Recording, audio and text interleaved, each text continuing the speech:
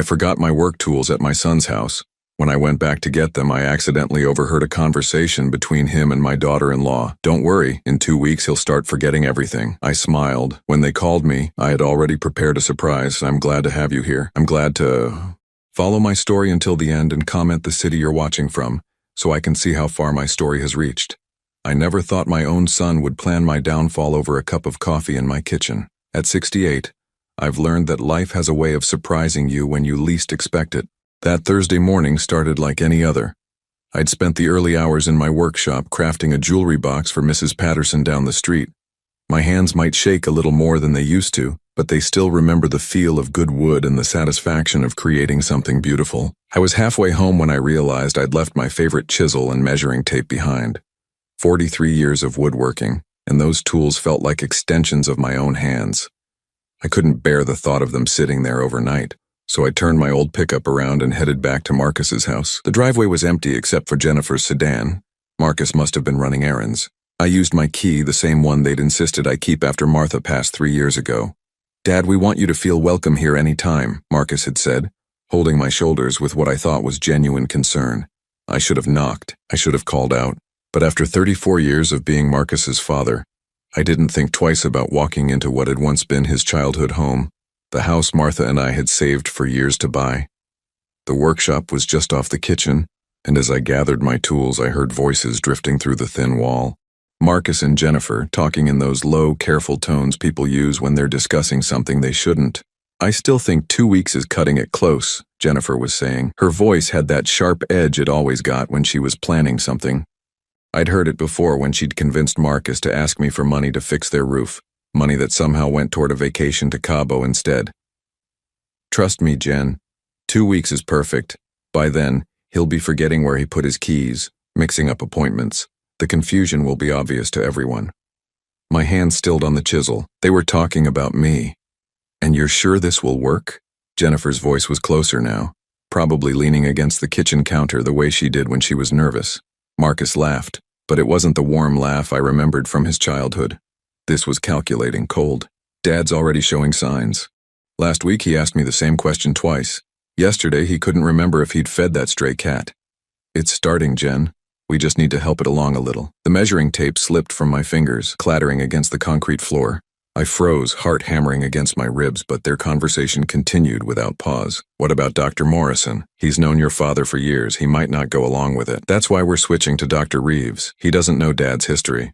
When we bring him in, confused and disoriented, Dr. Reeves will see exactly what we want him to see." I pressed my back against the workshop wall, my legs suddenly unsteady. This wasn't happening. This couldn't be happening. Marcus, my boy, the child I'd taught to ride a bike and throw a baseball, was plotting to make people think I was losing my mind. "The timing has to be perfect," Jennifer continued. "Once the doctor confirms the diagnosis, we can move forward with everything else. The guardianship, the power of attorney, all of it. Dad won't know what hit him. By the time we're done, he'll be grateful we're taking care of everything for him." Grateful? They thought I'd be grateful. I stood there in my own workshop, surrounded by the tools I'd collected over decades, listening to my son and daughter-in-law plan to steal my independence. The chisel in my hand felt foreign now, like I was holding someone else's life. My mind raced back through recent weeks, searching for signs I'd missed. The way Jennifer had started asking detailed questions about my daily routine, how Marcus had begun showing up unannounced, always with some excuse about checking on me. The subtle comments about my age, my memory, my ability to live alone, they'd been laying groundwork. "What if he fights it?" Jennifer asked. "He won't. Dad's always been conflict avoidant. Besides, once everyone believes he's declining, who's going to listen to him? It'll just look like the ramblings of an old man who can't accept reality." The cruelty of it took my breath away. They knew me well enough to predict my reactions, to use my own personality against me. They knew I'd suffered in silence rather than cause family drama. They were counting on it. I carefully placed my tools back in their case, moving slowly to avoid any noise. My hands were steadier than they'd been in months, as if hearing the truth had clarified something inside me. They thought I was becoming weak, confused, helpless. They were wrong. As I crept toward the back door, I heard Jennifer's voice one more time. 2 weeks from today, we'll have everything we need. Your father will never see it coming." I stepped outside into the afternoon sunlight, closing the door silently behind me. They were right about one thing: I hadn't seen it coming. But now that I knew what they were planning, everything was about to change. The drive home felt different, like I was seeing my neighborhood through new eyes. Every familiar street corner, every house I'd watched being built over the decades felt precious in a way it hadn't before. Because I realized now that Marcus and Jennifer weren't just planning to take my independence, they were planning to take my entire life. 2 weeks. They'd given themselves 2 weeks to destroy everything I'd built, everything I was. I smiled for the first time in hours. 2 weeks was plenty of time for me to prepare a surprise of my own. The next morning, I sat at my kitchen table with a cup of coffee that had gone cold an hour ago, staring at a legal pad covered in notes. Sleep had been impossible after what I'd heard. Every time I closed my eyes, I heard Marcus's voice saying I wouldn't see it coming. Well, I was seeing everything now. I'd spent the night thinking, really thinking about the past few months. The pieces were falling into place like a jigsaw puzzle I hadn't realized I was solving. Marcus's sudden interest in my finances. Jennifer's pointed questions about my doctor visits. The way they'd both started treating me like I was fragile, speaking slower, repeating things I'd heard perfectly well the first time. My phone rang at exactly 8:30, startling me from my thoughts. "Dad, how are you feeling this morning?" Marcus's voice was warm, concerned, the same voice that had been so calculating yesterday. "I'm fine, son, just having my coffee." "That's good. Listen, I was thinking, maybe we should look into getting you one of those medical alert systems. You know, just in case." There it was, another piece of their careful plan. "I don't think that's necessary, Marcus. I'm managing just fine." A pause. "Of course you are, Dad. I just worry about you being alone in that big house. What if you fell? What if something happened and you couldn't call for help?" The concern in his voice sounded so genuine that for a moment, I almost doubted what I'd heard. Almost. But then I remembered the coldness in his laugh, the calculated way he'd discussed my supposed confusion. "I appreciate your concern, but I'm not ready for that yet." Okay, we'll talk about it later. Actually, Jen and I were wondering if we could stop by this afternoon. She found some information about local senior services that might interest you." "Senior services, I bet she did." "That sounds fine, I'll be here." After hanging up, I sat back in my chair and closed my eyes. They were moving faster than I'd expected. The medical alert system was clearly meant to establish that I needed monitoring. The senior services information would probably include details about assisted living facilities. I needed to understand exactly what they were planning, and I needed to do it without arousing suspicion. At 10 o'clock, I drove to the library downtown. Mrs. Chen, the librarian who'd helped me research woodworking techniques over the years, greeted me with her usual smile. "Mr. Hartley, how lovely to see you. What can I help you with today?" "I need to use one of the computers, if that's all right. I want to look up some legal information." She led me to a terminal and helped me get started. It took me a while. I'd never been comfortable with computers, but eventually I found what I was looking for. Guardianship laws, power of attorney procedures. The legal steps required to declare someone mentally incompetent. The reading made my stomach turn. It was all there, laid out in legal language that somehow made it sound reasonable. If someone could prove that I was no longer capable of making sound decisions, they could petition the court for guardianship. Once granted, the guardian would have control over my finances, my medical decisions, even where I lived. I printed out several pages and tucked them into my jacket pocket. Knowledge was power, and I was finally beginning to understand the game they were playing. My next stop was the office of Harold Kellerman, my longtime attorney. Harold had handled Martha's estate after she passed, and I trusted him more than anyone in professional matters. "Philip," Harold stood up from behind his massive oak desk, extending his hand. "This is a pleasant surprise. What brings you by?" I settled into the familiar leather chair across from his desk. "Harold, I need to ask you about something confidential. If someone wanted to challenge my mental competency, what would they need to do?" His gray eyebrows shot up. "That's an unusual question. Is there something specific you're concerned about?" I chose my words carefully. "Let's call it a hypothetical situation. What would the process look like?" Harold leaned back in his chair, studying me with the sharp eyes that had made him one of the most respected attorneys in town. "Well, hypothetically, someone would need to petition the court. They'd need medical evidence that the person was no longer capable of managing their affairs. Usually that means testimony from doctors, evidence of confusion or poor judgment, witnesses who can speak to declining mental capacity. And if such a petition were successful, the court would appoint a guardian. That person would have broad authority over the individual's life and finances."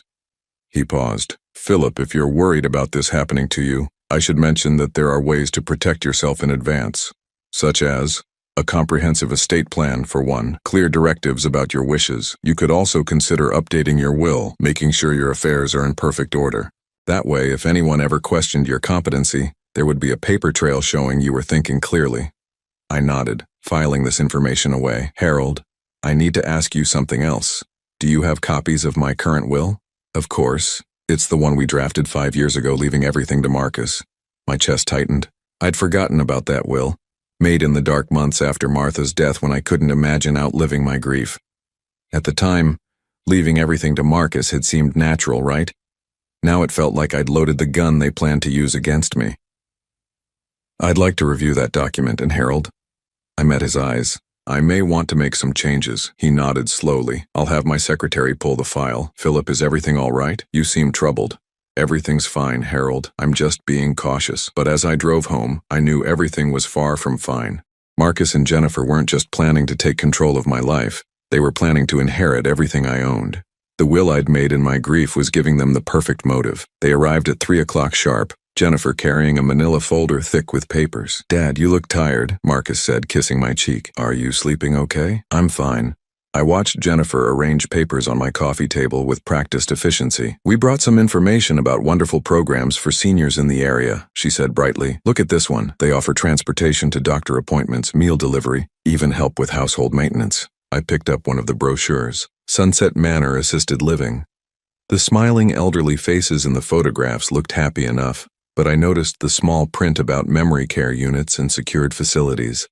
This looks expensive, I said. Jennifer and Marcus exchanged a glance. Well, yes, Marcus said, but Dad, you can afford it, and honestly, it might be worth considering sooner rather than later. Why the rush? It's not a rush, Jennifer said quickly. It's just that the waiting list for the good places can be long, and you're not getting any younger. I nodded thoughtfully, as if considering their words. You know, you're probably right. Would you mind if I kept these brochures? I'd like to look them over carefully. Relief flooded their faces. Of course, Dad, Marcus said. Take all the time you need. After they left, I spread the brochures across my kitchen table. Every facility they'd chosen had one thing in common. They all offered memory care units. They weren't just planning to move me out of my home. They were planning to move me somewhere designed for people with dementia. I looked around my kitchen, at the table where Martha and I had eaten breakfast for 32 years, at the window where I watched the seasons change, at the walls lined with photos of Marcus growing up. They wanted to take all of this away and lock me in a place where my protest would be dismissed as the confusion of a sick mind. But I wasn't sick, and I wasn't confused. I was angry. That evening, as I sat in Martha's favorite chair, I made a decision. They thought they were playing chess while I was playing checkers. They thought they were manipulating a helpless old man who would never see their moves coming. They were about to learn how wrong they were. 3 days later, I discovered the real reason behind their urgency, and it was worse than anything I could have imagined. I was returning from my morning walk when I saw Marcus's car in my driveway again. This was the 4th unexpected visit this week. Through my front window, I could see him and Jennifer in my living room, and they weren't alone. A woman in a business suit sat across from them, papers spread across my coffee table.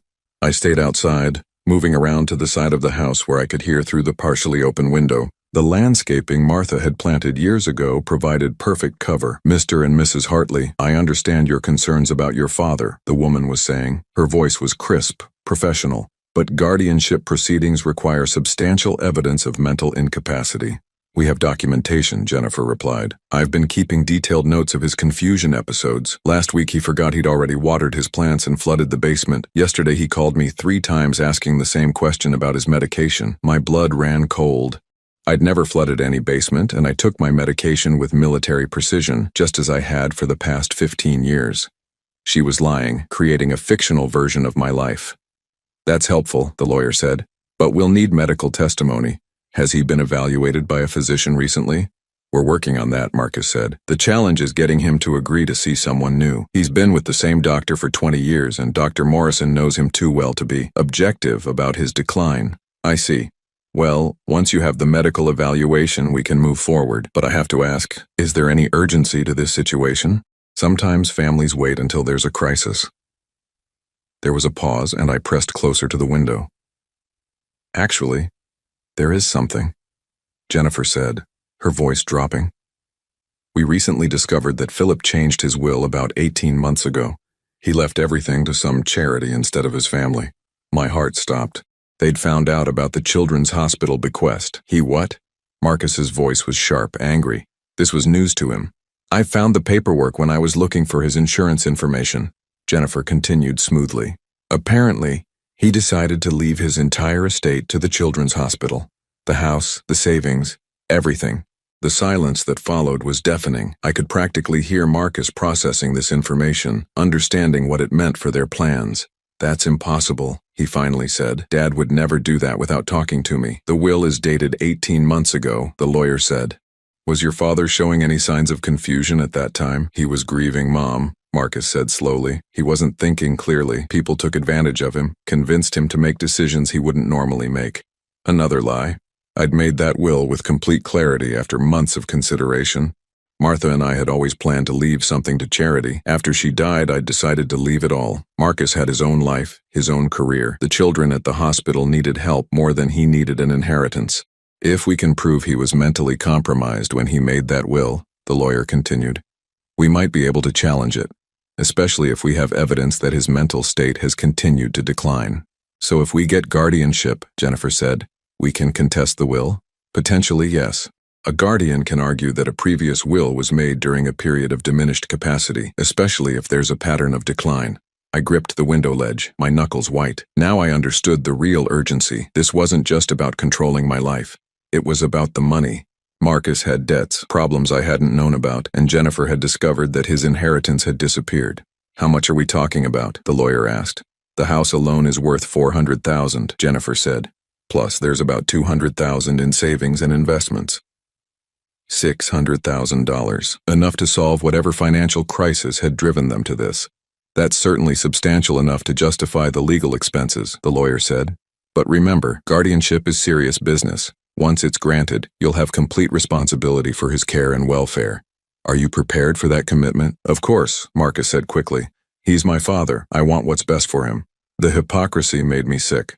What was best for me was apparently losing my home, my independence, and my right to decide what happened to my own money. There's one more thing, Jennifer added. Philip has been acting paranoid lately. He's suspicious of people trying to help him, resistant to suggestions about his safety. Yesterday, he accused me of moving his things around. That's actually good for our case, the lawyer said. Paranoia is often one of the early signs of dementia. Document everything, every suspicious comment, every moment of confusion. The more evidence we have, the stronger our position. They continued talking, but I'd heard enough. I crept back to the front of the house and waited in my truck until they left. When the lawyer's car disappeared down the street, I sat there for a long time, staring at my own front door. They weren't just planning to steal my independence, they were planning to steal my legacy. The money I'd intended for sick children would instead go to pay off Marcus's gambling debts, because that's what this was about, wasn't it? Jennifer had mentioned his problems in passing months ago, something about bad investments. I'd assumed he'd worked it out. I thought about the will I'd made, the careful consideration I'd given to every decision. Martha and I had always believed in helping others, in leaving the world a little better than we'd found it. The children's hospital had saved 3 kids in our neighborhood over the years. Giving them my estate felt like honoring Martha's memory, but Marcus and Jennifer saw only dollar signs and their own convenience. That evening I called Harold Kellerman at home. Harold, I need to see you first thing tomorrow morning. It's urgent. Of course, Philip. Is everything all right? No, I said, looking around my living room at the photos of Marcus growing up, at the life Martha and I had built together. But it will be. After hanging up, I walked through my house, really seeing it for the first time in months. This place held 43 years of memories of laughter and tears and quiet moments that had made up a life. They wanted to take it all away and convince the world I was too confused to understand what I was losing, but I understood perfectly, and tomorrow I would start fighting back. I went to my desk and pulled out a notebook, the same kind I'd used for woodworking projects over the years. At the top of the first page, I wrote, "Evidence of manipulation." Then I began documenting everything I could remember from the past few months. Every lie Jennifer had told about my behavior, every manipulation, every moment when I'd felt like they were testing me. They thought they were building a case against my mental competency. Instead, they'd given me everything I needed to build a case against them. As I wrote, I realized something that made me smile for the first time in days. They'd made one crucial mistake in their planning. They assumed I was the same grief-stricken man who'd made that first will 5 years ago, someone who would suffer in silence rather than fight back. They were about to learn that grief had made me stronger, not weaker, and that a man who'd survived 68 years, Raised a family and built a life from nothing wasn't going to go quietly into the night, just because it was convenient for them. The next morning, Harold Kellerman listened to my story with the poker face that had served him well in 40 years of law practice. When I finished, he leaned back in his chair and steepled his fingers. "Philip, what you're describing is elder abuse. Are you certain about what you heard?" "Every word." I handed him the notebook I'd filled the night before. "I've documented everything I can remember." He flipped through the pages, his expression growing grimmer with each entry. "This is thorough, but we need more than your word against theirs, especially if they're planning to question your mental capacity. What do you suggest?" Harold walked to his window, looking out at the courthouse across the street. "We need evidence, documentation, proof that you're being manipulated." He turned back to me. "Are you willing to let them think their plan is working while we gather what we need?" The idea of pretending to be confused, of letting Marcus and Jennifer believe they were succeeding, made my stomach turn, but I nodded. "What choice do I have?" "None, I'm afraid. But Philip, I want you to understand something. If we're going to fight this, we need to be absolutely certain of our ground. Once we reveal what we know, there's no going back. Your relationship with Marcus may never recover." I thought about the little boy who used to follow me around the workshop, begging to help with my projects. Then I thought about the man who'd discussed my mental decline like a business proposition. "That relationship is already gone, Harold. I just didn't realize it yet." He nodded slowly. "All right then, here's what we're going to do." Over the next hour, Harold outlined a plan that was both simple and devastating. I would appear to decline gradually, giving Marcus and Jennifer exactly what they expected to see. Meanwhile, Harold would work behind the scenes, documenting everything and preparing our defense. "The key is to make them overconfident," he explained. "Let them think they're in complete control. People make mistakes when they think they've already won." My first performance came that afternoon when Marcus called to check on me. "Dad, how are you feeling today?" I let a slight tremor creep into my voice. "I'm fine, I think. Although I couldn't find my keys this morning. They were in the refrigerator of all places." A pause. Marcus was probably writing this down. "The refrigerator? Dad, that's concerning." "Is it?" I thought maybe I was getting something out and just set them down without thinking. I made my voice sound genuinely confused. "You don't think there's something wrong with me, do you?" No, of course not. It's just, maybe we should have Dr. Morrison take a look at you, just to be safe." "Actually, Marcus, I've been thinking about that. Dr. Morrison is so busy these days and he's getting old too.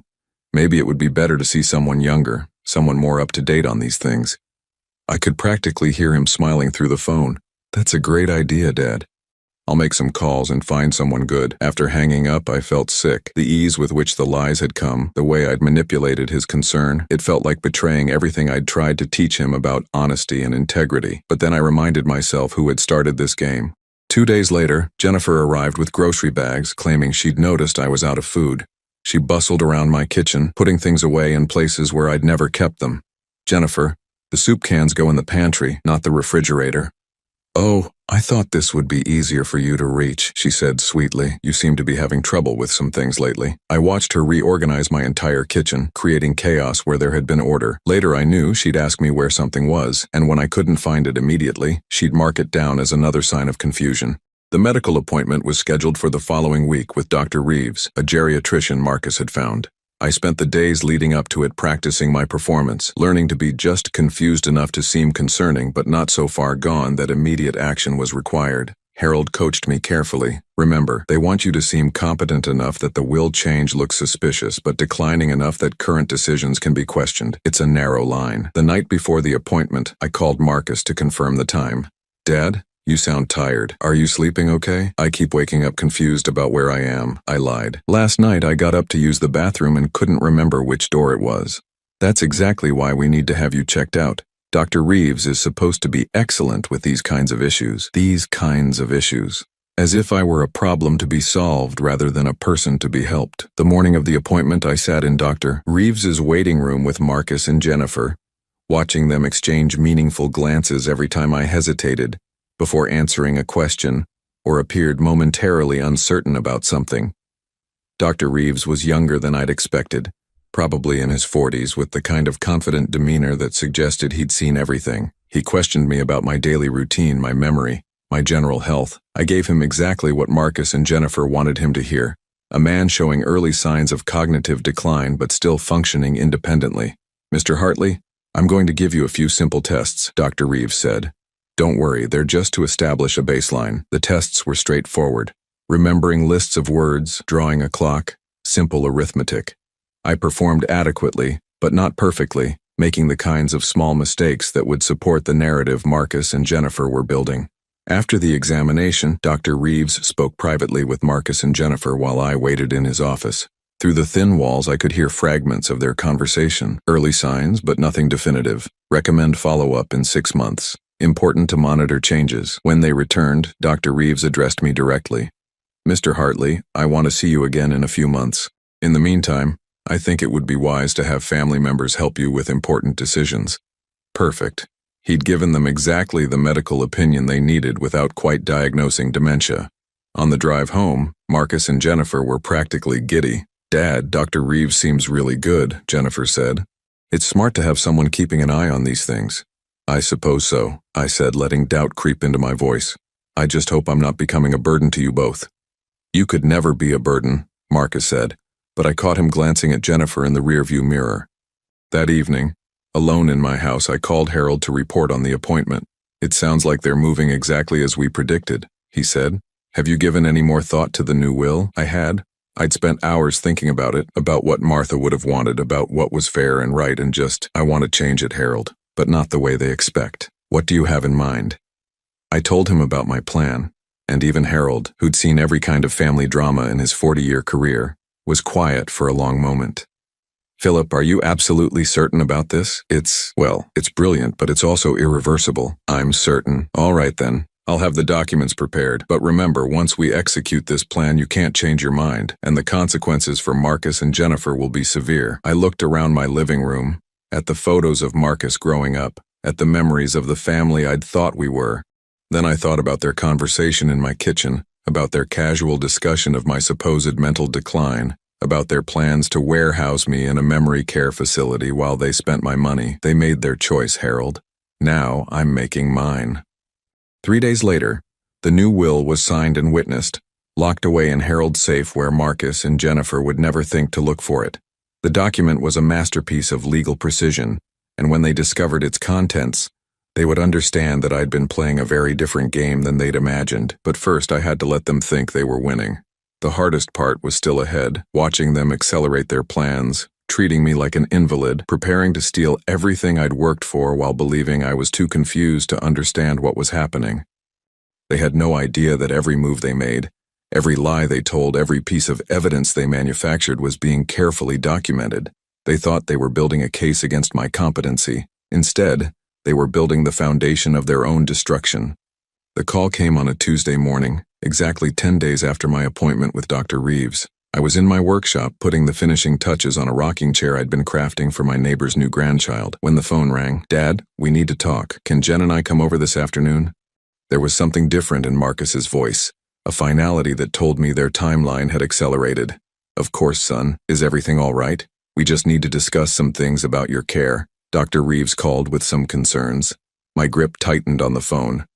Harold had warned me this moment would come, but I still felt my stomach drop. What kind of concerns? We'll talk about it when we get there. Don't worry, Dad. We're going to take care of everything. After hanging up, I sat in Martha's chair and called Harold. They're making their move today, I told him. Are you ready? I looked around my living room one last time as it was. My books on the shelves, Martha's photographs on the mantel, the life we'd built together still intact. By evening, everything would be different. I'm ready. Remember, Philip, let them reveal their hand completely. Don't react until they've shown you everything they plan to do. We need it all documented. Harold's recording device was hidden in the lamp beside my chair, invisible but capturing every word. I'd tested it 3 times that morning to make sure it worked perfectly. Marcus and Jennifer arrived at exactly 2 o'clock, accompanied by a woman I didn't recognize, middle-aged, professional, carrying a briefcase that screamed legal authority. Dad, this is Ms. Patterson. She's a social worker who specializes in elder care. Ms. Patterson smiled at me with practiced sympathy. Mr. Hartley, I understand you've been having some difficulties lately. Your family is concerned about your safety. I let confusion cross my face. Difficulties? I don't understand. Marcus sat forward, his expression earnest. Dad, Dr. Reeves called us yesterday. He's concerned about your test results. He thinks you might need more support than you're getting. What kind of support? Jennifer opened a folder, pulling out papers I recognized, the assisted living brochures she'd shown me weeks ago, plus several new ones. We've been researching some wonderful places where you'd be safe and well cared for. Miss Patterson nodded. The evaluation Dr. Reeves conducted suggests that you're experiencing early-stage cognitive decline. While you're still capable of many things, it would be prudent to establish a support system now, before the situation becomes more serious. I stared at the papers in Jennifer's hands, letting my breath catch. You want to put me in a nursing home? Not a nursing home, Dad, Marcus said quickly. These are assisted living communities. You'd have your own apartment, activities, people to help with things like medication management and meal preparation. But I don't need help with those things. Dad, last week you called me 3 times asking if you'd taken your blood pressure medication, Jennifer said gently. And yesterday when I was here you couldn't remember where you'd put your insurance papers. Both lies, but told with such conviction that even I almost believed them. Ms. Patterson consulted her notes. According to Dr. Reeves, you scored in the borderline range on several cognitive assessments. That suggests it's time to consider transitional care options. I want to stay in my home, I said, letting my voice shake slightly. I know this is difficult, Ms. Patterson continued, but your family has your best interests at heart. Sometimes people in your situation don't recognize the extent of their limitations. That's part of the condition. The trap was closing around me exactly as they'd planned. Whatever I said now would be dismissed as the confusion of a declining mind. If I protested too strongly, I'd seem paranoid. If I agreed too easily, they'd know something was wrong. How long do I have to decide? I asked. Marcus and Jennifer exchanged glances. Well, Dad, we've actually already put you on the waiting list at Sunset Manor. It's one of the finest facilities in the area, and they have an opening in their memory care unit. Memory care unit. Even after all my preparation, the words hit like a physical blow. Memory care? But I don't have memory problems. Dad, you've been forgetting things, Marcus said patiently. Small things at first, but it's getting worse. Dr. Reeves explained that this is how it usually starts. Ms. Patterson leaned forward. Mr. Hartley, I know this seems frightening, but early intervention is key. The memory care unit at Sunset Manor isn't like what you might imagine. It's more like a secure apartment community where residents can't wander off and get lost. Secure, unable to leave. They were planning to lock me away. What about my house? We'll take care of everything, Jennifer said. Marcus and I will handle the sale, make sure you get a fair price. The proceeds will go into a trust to pay for your care. A trust they would control. I was beginning to understand the full scope of their plan. There's one more thing, Dad, Marcus said, pulling out another set of papers. Ms. Patterson thinks it would be wise to establish power of attorney just in case you need help making decisions in the future. There it was, the final piece. With power of attorney, they could control my finances completely. They could sell my house, access my savings, and do whatever they wanted with my money. I don't know, I said, letting uncertainty fill my voice. This all seems so sudden. I understand your reluctance, Ms. Patterson said. But delay often makes these transitions more difficult. Your family has found an excellent facility, and acting quickly means you'll get the room in the memory care unit before it's given to someone else. The pressure was subtle but relentless. They were using my supposed confusion against me, making it seem like I was too impaired to understand what was best for me. Can I think about it overnight? Of course, Marcus said, but I caught the tightness around his eyes. They didn't want to give me time to think, time to potentially talk to someone who might question their story. Actually, Jennifer added, Ms. Patterson's schedule is quite busy. If we could just sign the initial paperwork today, it would hold your spot while you adjust to the idea. What paperwork? She spread several documents across my coffee table. Just the application for Sunset Manor and the preliminary power of attorney. Nothing binding, just placeholders. I picked up the power of attorney document, scanning the dense legal language. It wasn't preliminary at all. It was comprehensive, giving Marcus complete control over my finances and medical decisions. This seems quite detailed for a placeholder. Ms. Patterson smiled. Legal documents often look more complicated than they are. Your son would simply be authorized to help you with complex decisions. Help me, as if I were already incompetent. I looked at Marcus, studying his face as he waited for my signature. This was my son, the boy I'd taught to ride a bike and throw a baseball, the man I'd walked down the aisle at his wedding, and he was sitting in my living room lying to my face while planning to steal my life. Marcus, I said slowly, do you really think this is necessary? For just a moment his mask slipped, and I saw something cold flicker in his eyes. Then the concerned son returned. Dad, I know it's hard to accept, but Dr. Reeves was very clear about your condition. If we don't act now, things could get much worse very quickly. I nodded as if accepting his logic and reached for the pen Jennifer held out. My hand trembled, not from nerves but from rage. Then I set the pen down. I need to call Harold Kellerman first. He's handled my legal affairs for 20 years. The temperature in the room dropped 10 degrees. Dad, that's not necessary, Marcus said quickly. These are just standard forms. Then Harold won't have any problem with them. Ms. Patterson cleared her throat. Mr. Hartley, sometimes elderly clients become overly dependent on longtime advisors who may not have current expertise in elder care law. Harold has current expertise in everything. I trust him. Jennifer's smile was strained. Of course you do, Philip, but this is really just paperwork to hold your place at the facility. Nothing is set in stone. Then waiting one more day won't matter. I watched them realize they were losing control of the situation. Marcus's jaw tightened. Jennifer's fingers drummed against her purse. Ms. Patterson consulted her watch with obvious irritation. Actually, Ms. Patterson said, I have another client emergency I need to address. Perhaps we should reconvene tomorrow morning. After they left, I sat in my chair for a long time, staring at the papers they'd left behind. The power of attorney document was particularly chilling in its comprehensiveness. Once signed, it would have given Marcus control over every aspect of my life. I called Harold to confirm our appointment for the next morning, then spent the evening reviewing the recording we'd made. Their voices came through clearly. Every lie about my condition, every manipulation, every piece of evidence that they were orchestrating my supposed decline. Tomorrow they would learn that the confused old man they thought they were manipulating had been 3 steps ahead of them all along. The meeting the next morning was scheduled for 10 o'clock at Harold's office. I arrived early, sitting in the familiar leather chair across from his desk while he arranged documents with military precision. Are you absolutely certain about this, Philip? I nodded, looking at the papers that would change everything. They made their choice. Now they live with the consequences. Marcus and Jennifer arrived exactly on time, accompanied again by Ms. Patterson. They looked confident, prepared to close the deal they thought they'd been negotiating. Harold, Marcus said, shaking hands with practiced warmth. Good to see you again. I assume Dad filled you in on the situation? He did indeed. Harold's voice was neutral, professional. Please have a seat. As they settled into chairs around the conference table, I watched their faces. They still saw me as the confused old man who needed their guidance. That was about to change. Before we discuss any new documents, Harold said, I think there are some things you should know about your father's current legal status. He opened a file and pulled out the recording device I'd hidden in my lamp. Marcus frowned, not understanding what he was seeing. What's that? A recording of yesterday's conversation at your father's house, ain't you? Harold said calmly. Philip, would you like to explain? I leaned forward, meeting Marcus's eyes directly. I heard you and Jennifer planning this 3 weeks ago. I know about the gambling debts, I know about the will you found, I know everything. The color drained from Jennifer's face.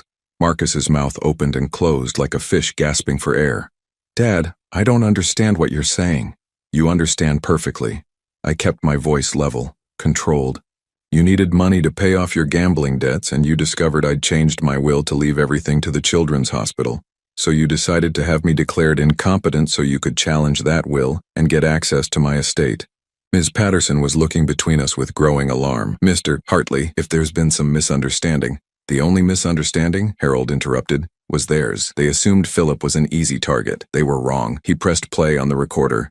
Marcus and Jennifer's voices filled the room, discussing my supposed mental decline with clinical detachment. Their conversation about creating evidence, about switching doctors, about the $600,000 they planned to inherit.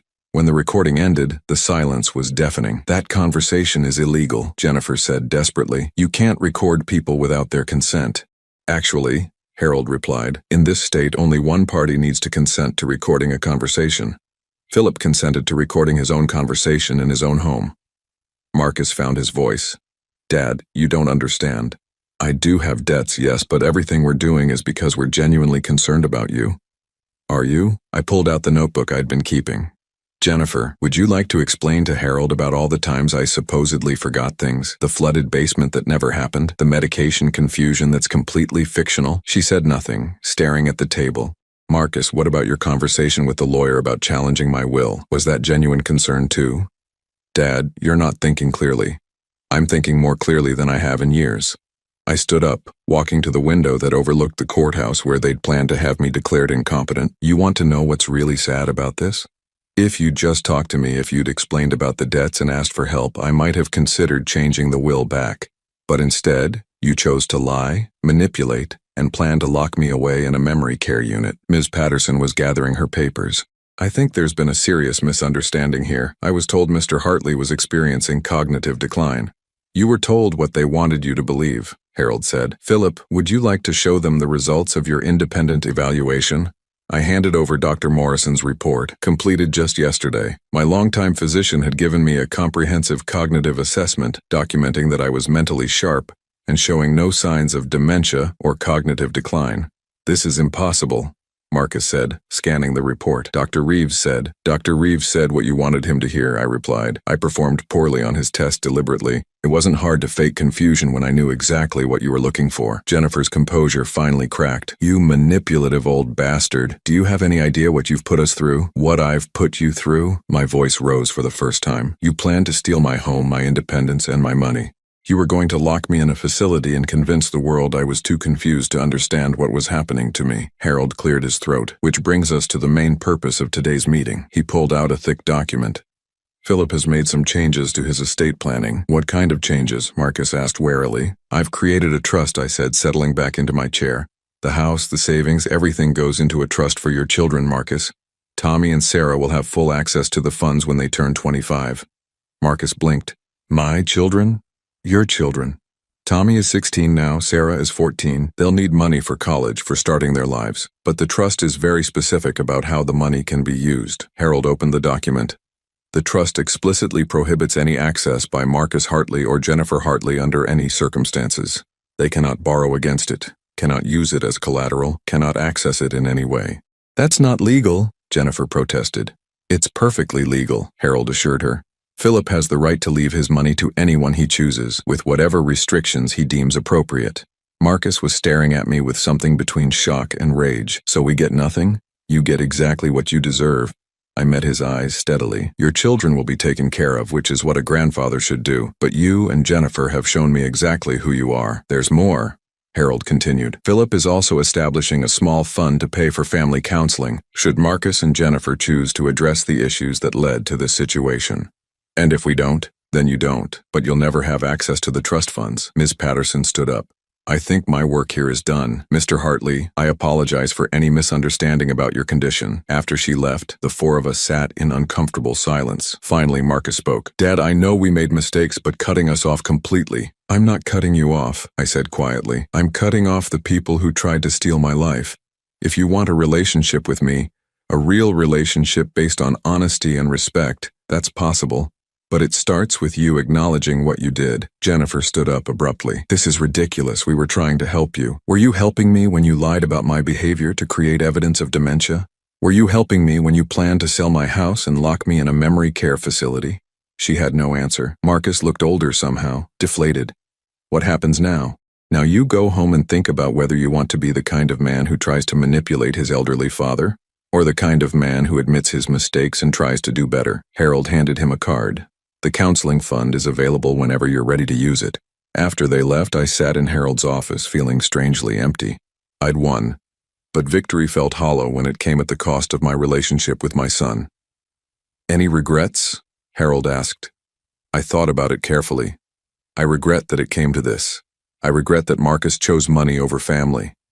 But I don't regret protecting myself, and I don't regret protecting my grandchildren's future. 6 months later, I was living in a comfortable condominium 15 minutes from Tommy and Sarah's school.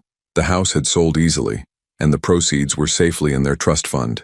I'd kept enough to live comfortably for the rest of my life, plus a little extra for the woodworking shop I'd set up in my new garage. Marcus had called twice, awkward conversations where he danced around an apology without quite making one.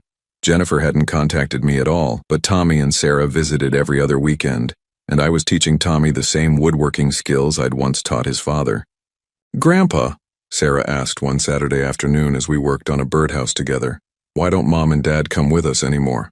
I set down my sandpaper and looked at her honest 14-year-old face. Sometimes adults make choices that hurt the people they love. Your parents made some choices I couldn't accept. But you still love Dad. I'll always love your father.